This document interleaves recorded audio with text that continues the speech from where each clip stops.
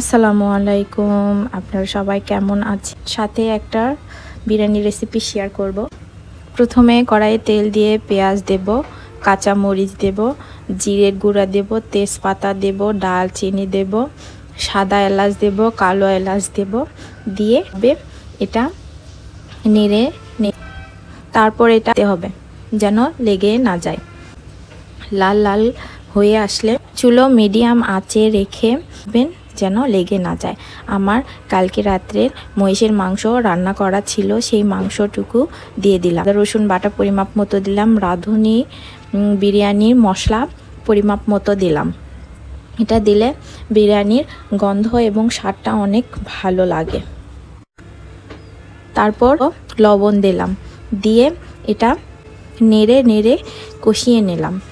তারপর কষাতে এর তেল সব বের হয়ে আসবে।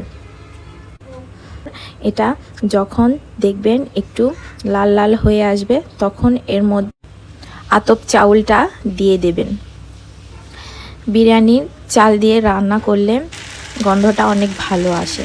তারপর মাংস দিয়ে ভালোভাবে কষিয়ে নিতে হবে। যত চালটাকে ভাজবেন তত বিরিয়ানি ঝরঝরে হবে, অনেক মজা হয়। ধৈর্য সহকারে ভাজতেই থাকবেন।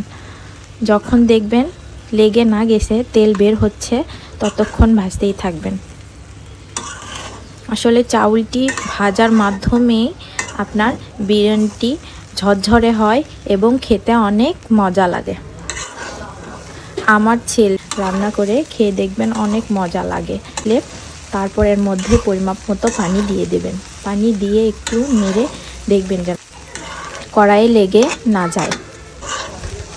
এটা ঢাকনা দিয়ে ঢেকে দেবেন। ঢাকনা দিয়ে ঢেকে দিয়ে মিডিয়াম আঁচে রেখে দেবেন। আমার বিরিয়ানি অলরেডি কমপ্লিট হয়ে গেছে। এটা করে নেবেন। এই তো আমার বিরিয়ানি অলরেডি কমপ্লিট হয়ে গেছে। অনেক সুন্দর কালার এসেছে, অনেক সুন্দর গন্ধ বের হচ্ছে। আপনারা এইভাবে বাসায় তৈরি করে খেয়ে দেখবেন, অনেক মজা লাগে। আসলে বাইরের থেকে বাসারগুলো আমার কাছে অনেক মজা লাগে এবং আমাদের পরিবারের সবার কাছে অনেক মজা লাগে। Thank you so much for watching my video.